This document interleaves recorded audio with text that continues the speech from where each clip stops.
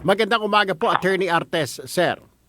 Magandang umaga sa iyo, Idol Erwin, at sa ating mga tagapakinig. Nice to hear your voice, GM, sir. First time mo kitang ma-interview. But anyway, sir, Opo. dito tayo sa face shield. Ito po yung inaantay ng mga kababayan natin. I'm sure kayo po dyan sa MMD, umuupo din ho kayo dyan sa Metro Manila Council. Ano na ho ang balita? Kasi medyo nagdidili-dali po ang IATF. Pakiramdam mga kababayan natin, medyo the IATF is dragging its feet or foot, ha?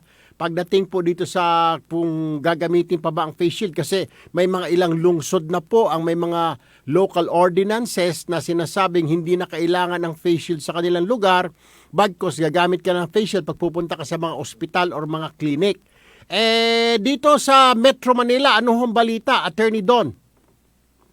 Actually, Sir Erwin, nagrekomenda na ang Metro Manila Council sa IATF na wag na pong gawing mandatory ang face shield, except nga po doon sa mga nabanggit niyong lugar. Yes. At iyan naman po ay agarang inaksyonan ng IATF at nagrekomenda na rin po sila sa Pangulo na wag nang magawing mandatory ang face shield except nga po dyan sa mga lugar na yan.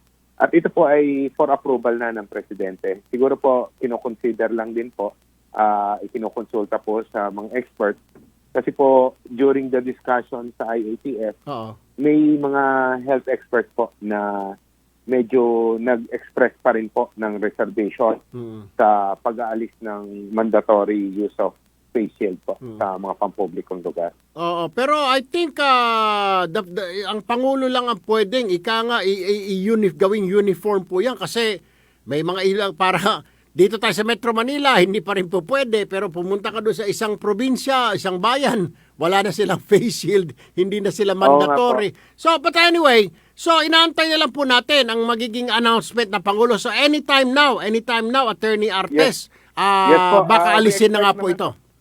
We expect naman po na within the week probably maglalabas na po ng kautusan ng ating Pangulo regarding sa use po ng face shield. Alright. Panghuli na lamang, Attorney Artes, over the weekend, sir, napansin ko sa mga mall, napakadaming tao.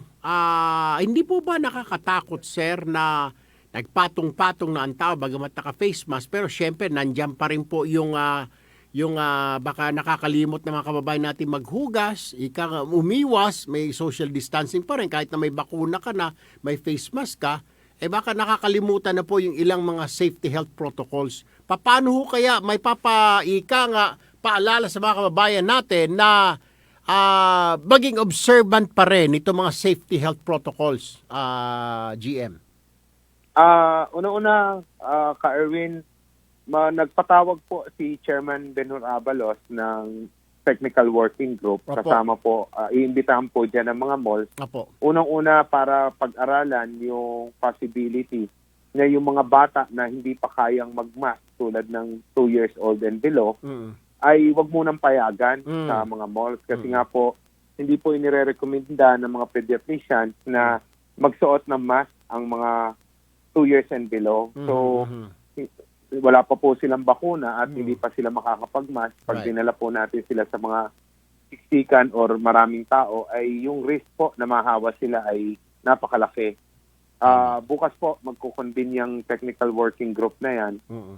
Kasama na rin po doon yung paalala sa ating mga business establishment, lalong-lalo na sa mga malls, na strictly i-implement pa rin po yung health and safety protocols na mask, social distancing, at i-observe po yung maximum capacity under alert level 2 na 50% na capacity ng mall. So, at tayo naman po ay patuloy na nananawagan sa ating mga kababayan na ang virus po ay naandyan pa rin. Ang COVID virus ay nasa hangin pa rin po. Hindi po natin sila nakikita.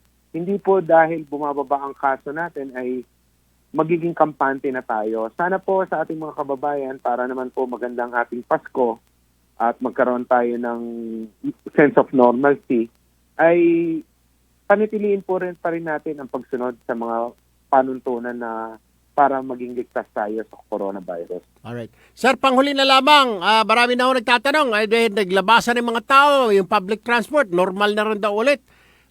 Ibabalik na ba ang number coding, GM? Erwin, yan po ay patuloy na inaaral ng MMDA, lalo na po ang Traffic Engineering Center natin. Opo. Sa amin pong obserbasyon, nung ibinaba po ang alert level sa alert level 2, medyo may konting pagbagal po.